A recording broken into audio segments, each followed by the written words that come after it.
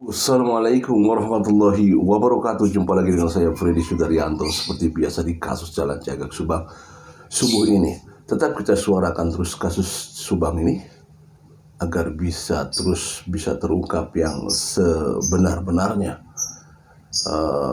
Bahwa kasus ini belum 100% betul lah, karena memang belum tuntas semuanya. Dari dua terpidana, satu terpidana sudah ingkrah, satu terpidana masih dalam proses upaya hukum, yaitu menunggu hasil memori kasasi yang dilakukan oleh kuasa hukum dari Pak Yosef Hidayah.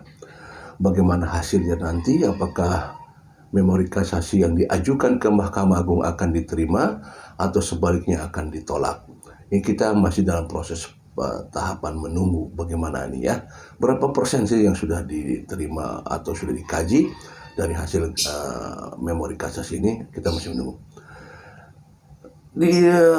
Di samping bahwa ada peran obstruction of justice, perintangan ya, proses perintangan, karena memang alot sekali. Kasus Subang ini alot karena ada obstruction of justice. Karena kalau tidak ada obstruction of justice, kiranya tidak akan lama kasus ini. Tapi dengan adanya obstruction of justice menjadi lama.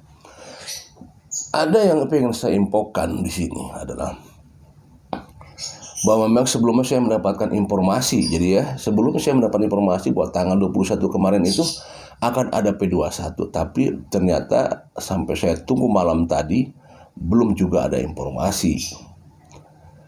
Ada informasi terakhir bahwa katanya ada kehati-hatian.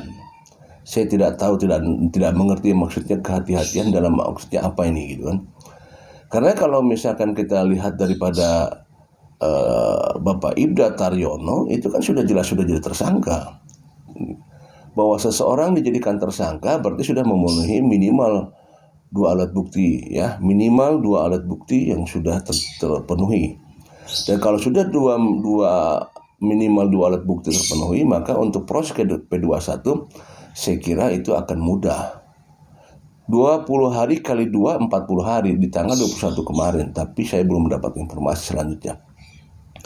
Tapi ada informasi yang memang saya jadi berpikir di luar ini semua, yaitu mengenai masalah mobil Yaris. Mobil Yaris yang kita tahu ya di media di awal-awal bahwa Yoris menyebutkan bahwa Ariflah yang membawa mobil tersebut. Ya, mobil tersebut. Kemudian ada penyangkalan dari Pak Mulyana sebagai orang tua daripada Arif bahwa Arif tidak membawa mobil tersebut, tapi Yorislah yang membawa mobil tersebut. Cuman memang sama-sama di mobil tersebut, cuman yang membawanya. Ada yang nyampe, kata Yoris dengan Yanti mengatakan bahwa dibawa oleh Arif ke Ciruluk. Kemudian dibantah bahwa tidak dibawa ke Ciruluk, tapi dibawa ke Walilis. Nah, ini kan berarti kalau dua informasi yang berbeda, satu jawabannya apa adalah konfrontasi dua-duanya. Konfrontasi dua-duanya. Tetapi memang yang jadi saya heran adalah gini ya. Kemarin, beberapa hari kemarin katanya sudah dikonfrontasi. Dan menghasilkan sebuah pengakuan. Informasi demikian yang saya dapat ya. Bahwa konfrontasi sudah dilakukan, kemudian adanya, dan konfrontasi itu bukan hanya dilakukan oleh itu malah dikonfrontasi dengan salah satu, jadi ada 3 orang gitu kan. Nah, didapatlah bahwa adanya sebuah pengakuan. Informasinya demikian. Nah, informasi saya dapat ini sekali lagi ya, kita kan bukan siapa-siapa ya. Saya kan hanya YouTuber yang diam di Cimahi, tidak kemana-mana, ya kan? Saya tidak berangkat ke Polda, saya tidak berangkat ke Mabes, dan saya tidak kenal dengan orang-orang Mabes, saya tidak kenal dengan orang-orang Polda. Ya berarti ada informasi yang masuk, kan itu logikanya demikian ya. Karena kan saya bukan siapa-siapa, hanya seorang YouTuber. Jadi ya yang saya dapat adalah informasi yang masuk kepada saya. Nah, informasi yang masuk ke saya ini ada 2 sumber. Kemarin ya, beberapa hari kemarin lah ya. Beberapa hari kemarin ada 2 sumber yang masuk ke saya. 2 sumber ini membicarakan satu hal yang sama, yaitu masalah mobil Yaris. siapa sebenarnya yang membawa mobil Yaris tersebut. Nah, ada dua informasi yang ke saya adalah perihalnya sama masalah mobil Yaris, masalah pengakuan bahwa sudah dikonfrontasi dan adanya pengakuan di sana, ya. Tetapi berbeda apa yang disampaikannya. Nah, ini yang menjadi pemikiran saya sampai sekarang. Akhirnya saya bertanya-tanya di situ bahwa sumber dua informasi ini, kalau saya bilang, saya sampai sekarang saya mengatakan bahwa dua ini adalah, saya tidak mengatakan masalah percaya, tetapi dua orang ini ya bisa bisa dikatakan informasi yang layak lah, seperti itu. Kalau masalah percaya ya saya katakan 100% dua-duanya saya percaya gitu, ya. Tetapi duanya berbeda. Jadi begini ya ceritanya. Sebelumnya saya sudah mendapatkan informasi. Sebelumnya beberapa 3 hari atau 4 hari, 3 hari mendapat informasi masalah mobil Yaris.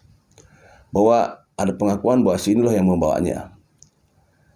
Setelah itu ada seseorang datang ke rumah saya memberikan informasi yang berbeda. Bahwa yang mengatakannya bahwa yang membawa Yaris adalah si itu. Sedangkan informasi sebelumnya ke saya adalah yang membawa Yaris adalah si ini. Pada saat dia kemudian ada sumber lagi datang ke rumah menyatakan bahwa ini loh sumber informasinya. Dan malah membawa sebuah rekaman yang disampaikan oleh seseorang. Gitu. Ini loh dikatakannya. Jadi yang datang ke rumah mengatakan katanya si ini yang membawa mobil, sedangkan informasi sebelumnya ke saya adalah si itu yang membawa mobil atas dasar konfrontasi dan sebuah pengakuan, dan tidak mungkin dia sudah mengelak lagi karena informasinya bukan hanya dari yang bersangkutan tetapi juga informasi dari sebelah orang yang ada di sana. Karena tanggal 19 mobil Yaris diambil tanggal 19.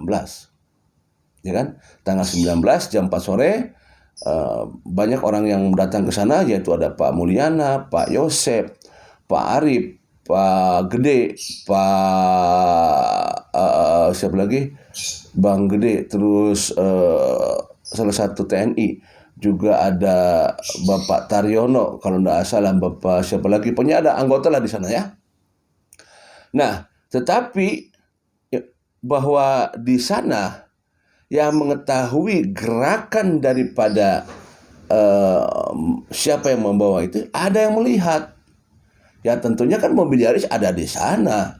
Mobil Yaris kan parkirnya di dekat Alphard, Alphard sudah dibawa ya, di dekat mobil BMW ya. Karena kalau mobil Alphard kan sudah tanggal 18 malamnya sudah dibawa ke Polsek. Nah, kalau mobil Yaris kan belum. Tanggal 19 masih ada di sana. Karena ada informasi dulu kan bahwa ada tanggal 19 seseorang datang ke sana, satu membawa mau mengambil ucing. Kedua, ada informasi dari seseorang katanya mobil Yarisnya belum terbuka pintunya katanya. Lantas informasi berangkat ke sana. Nah, ada beberapa orang di tanggal 19 di sana. Selain tadi nama-nama yang saya sebutkan, adalah mengetahui pergerakan siapa yang membawa mobil tersebut, dan itu ada sebuah pengakuan dan sudah tidak bisa mengelak. Nah, informasi itu datang kepada saya, ya. Kemudian datang ke rumah saya memberikan informasi yang berbeda. Bahwa siapa bukan ada rekaman seseorang yang berbicara gitu, bahwa tuh itu sudah dikonfrontasi begitu katanya. Jadi nggak akan mengelak. Yang ini pun yang memberikan informasi kepada saya, nah gitu dikonfrontasi tidak akan mengelak bahwa si itu. Tapi berbeda. Yang satu mengatakan bahwa Arif yang membawanya, yang satu mengatakan bahwa Yoris yang membawanya. Sama-sama penjabarannya sama, alasan-alasannya sama, yaitu apa?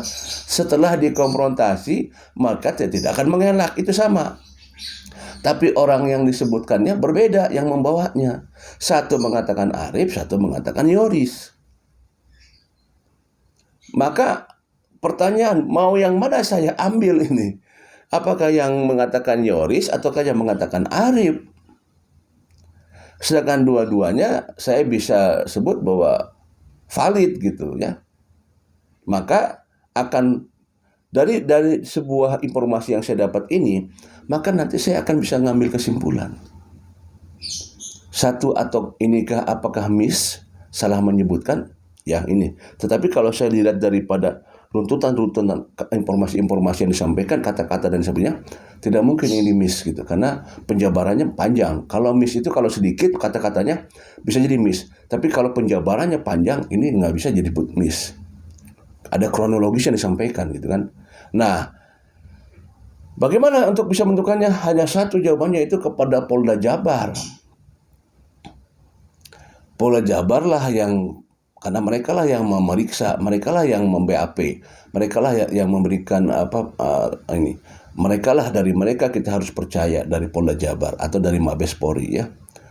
Nah, tapi kan kita akses ke sana agak susah, ya kan? Cuman saya jadi pemikiran sekarang, berarti dari informasi yang ini kan pasti ada yang salah, ya, pasti ada yang salah. Jadi nanti kita bisa mengambil kesimpulan. Saya pribadi, saya bisa mengambil kesimpulan. Atas dasar apa ini mengatakan demikian?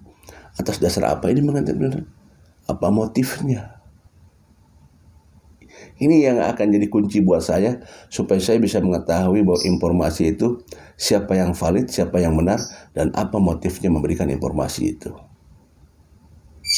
Nanti saya bisa ngambil kesimpulan di sana. Berarti ada upaya apa nantinya, gitu kan? Ya, kalau kita bicara tidak miss, ya, karena kalau dari miss, ya oke lah. Kalau miss, ya lupa. Oh, saya salah mengetik, salah memberikan informasi, ya. Tapi kan, apakah mungkin itu miss? Nah, begitu.